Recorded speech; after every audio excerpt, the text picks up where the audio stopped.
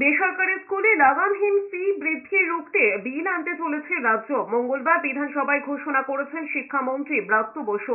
বিধানসভায় বাঁকুড়ার ছাতনার বিজেপি বিধায়ক সত্যনারায়ণ মুখোপাধ্যায় বেসরকারি স্কুলের অত্যাধিক ফি বৃদ্ধি নিয়ে প্রশ্ন তুলেছেন। জবাবে শিক্ষামন্ত্রী জানিয়েছেন, স্কুলের ফি বৃদ্ধি অভিভাবকদের উপর চাপ, কাজ ভেঙে পড়া থেকে শুরু করে নানা অভিযোগ তাদের কাছে আসছে। বিষয়টি নিয়ে ইতিমধ্যেই তারা ভেবেছেন। সেই প্রেক্ষিতে আগামী দিনে সরকার বেসরকারি স্কুলের ফি বৃদ্ধি আটকাতে একটি বিল আনতে চলেছে বলেই জানিয়েছেন ব্রাত্য বসু।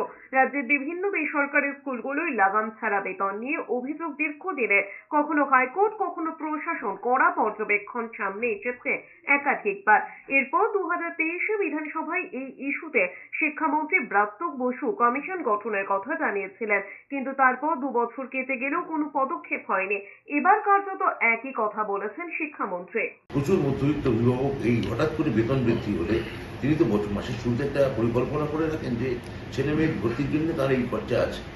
হঠাৎ করে একটা নোটিশ দিয়ে সেই বেতন বাড়িয়ে দেওয়া, অন্যান্য কর্পোরাল পানিশমেন্ট, নানা রকমের পরিকাঠামোগত অভাব, এগুলো বেশ কিছু বেসরকারি স্কুলের ক্ষেত্রে আমরা লক্ষ্য করেছি।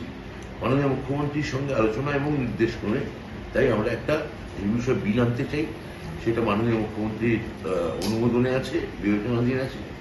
আশা করছি এটা আমরা খুব তাড়াতাড়ি এটা বিধানসভায় পাশ করাতে পারবো।